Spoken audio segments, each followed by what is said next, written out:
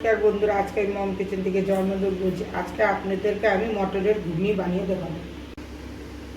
মটরের ঘুগনি বানাতে লাগছে প্রথমে মটর আমি এখানে আধা কেজি মটর নিয়েছি। এখানে আছে শুকনো লঙ্কা, একটা কাঁচা লঙ্কা, আদা, রসুন, পেঁয়াজ। এখানে পেঁয়াজ কুচি, দুইটা টমেটোর কুচি, একটা আলু সিদ্ধ। আগে আমি দুইটা আলু সিদ্ধ করে নিয়েছিলাম। সরষের তেল দিয়ে বানাবো। আর সোমবারের জন্য লাগছে তেজপাতা, শুকনো লঙ্কা, জিরা, আর হলুদ, লবণ। আর মশলার জন্য এখানে জিরা, ধনিয়া আছে আর গরম মশলা। আগের থেকে আমি জল গরম বসিয়ে দিয়েছিলাম। এই জলের ভিতরে আমি এখন মটর দিয়ে দেব।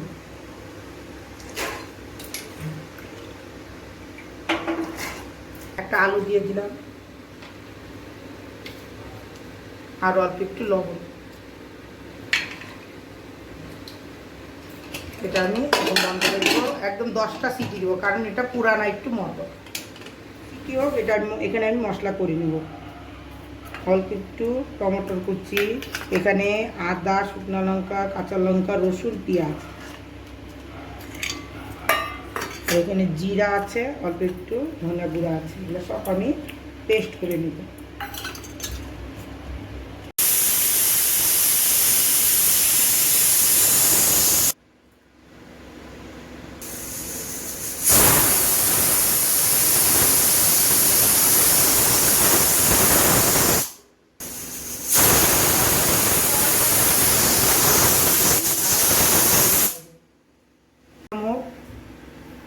কড়াই গরম হয়ে গেছে, এখন আমি তেল দেব।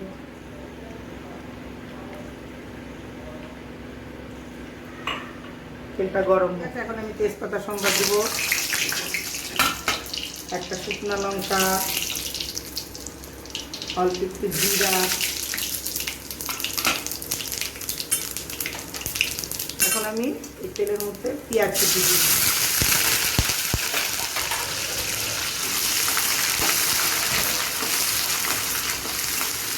অল্প একটু লবণ দিলাম। পেঁয়াজটা একটু লাল লাল করে ভাজা করে ভাজা হয়ে গেছে। এখন আমি টমেটোর কুচি দিয়ে দিব আর মশলাগুলো সব দিয়ে দিব। এখন একটু আমি ফ্রাই করবো ভালো করে।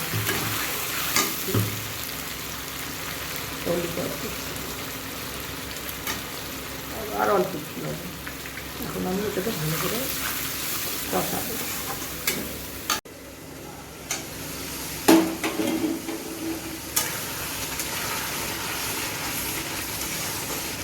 টোকাটা খুলে দেবো।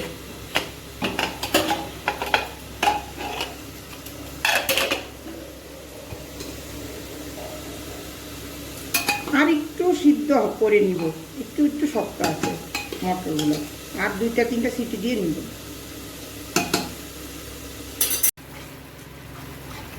এখন আমি এর মধ্যে মটরগুলো দিয়ে নিব। 3টা সিটি দেওয়ার পরে ভালো মতন সিদ্ধ হয়ে গেছে। এখন এগুলো দিয়ে কষাবো। দিয়ে এখন আমি একটুখানি ভালো করে ভাজা ভাজা করে কষাবো। আমি আলু দিয়ে দিব।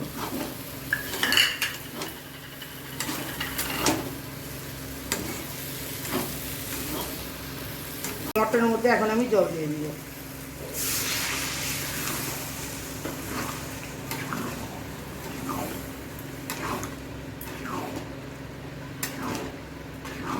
দিয়ে দিব।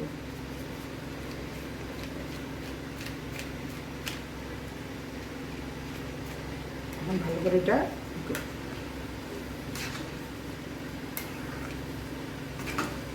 ঠিক আছে আমার ঘুগনি। এখন আমি গ্যাস বন্ধ করে দেবো আর সার্ভ করবো। ভিডিওটা পছন্দ হলে লাইক, শেয়ার, সাবস্ক্রাইব করবেন।